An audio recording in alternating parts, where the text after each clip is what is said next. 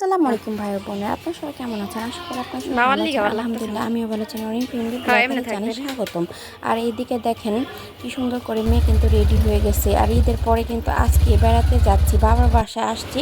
আর এখন ছোট খালামণিদের বাসায় যাচ্ছি। আর যাওয়ার সময় নেওয়ার জন্য কিন্তু এখান থেকে কিছু মিষ্টি নেওয়া হয়েছিল। আর এখানে কিন্তু কেরানীগঞ্জের মধ্যে কলাতিয়া আসলে কিন্তু আপনারা অবশ্যই এখানে কিন্তু খেতেও পারবেন দই মিষ্টি, ছানা, এখানে যেটা ইচ্ছা সেটাই আপনারা খেতে পারবেন। আর শতবর্ষের আদি সুবাস সুইট মিট আমাদের ভালো মিষ্টির একটা আস্থার জায়গা হয়ে উঠেছে। আর এখান থেকে খুব অল্প অল্পই কিন্তু বানানো হয় মিষ্টি দই।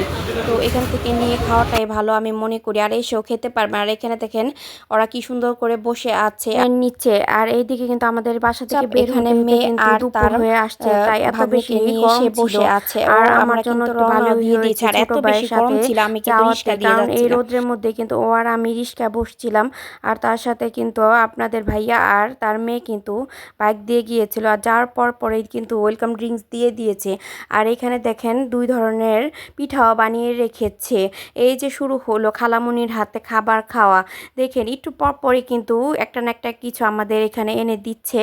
আর আমরা কিন্তু খাচ্ছি। এমন হবে আজকে সারা দিন খেতে খেতে আমি মনে হচ্ছিলাম অসুস্থ হয়ে যাবো আর একটু খেলেই।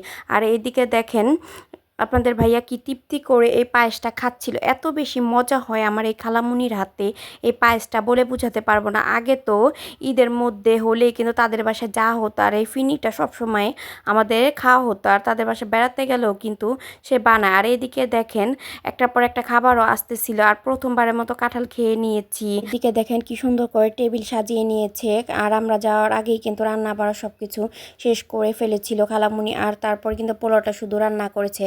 আর এদিকে ছিল কাবাব, আর তার সাথে ছিল চিকেন ফ্রাই, রোস্ট, ডিম, আর তার সাথে ছিল চিংড়ি মাছ ভুনা, আর তার সাথে মাছ ফ্রাই, গরুর মাংস।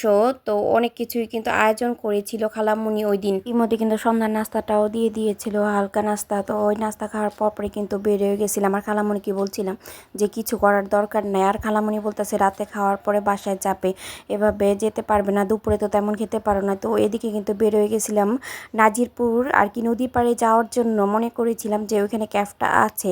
যাওয়ার আগে আপনাদের ভাইয়া বলতেছে হয়তো বা ক্যাফটা নাই, তো যেদিকে আসলেই নাই, তাই জগন্নাথপুর এই ব্রিজে চলে আসছি। মানে আসার পরেই কিন্তু আমার মনটা খারাপ হয়ে গেল, কারণ ব্রিজে সৌন্দর্যই কিন্তু বাতি, কিন্তু এখানে কিন্তু কোনো রকমের বাতি কিন্তু জ্বালানো হয় না। এত বেশি অন্ধকারে আমার বিরক্ত লাগতেছিল, তো দ্রুত এখান থেকে চলে আসলাম।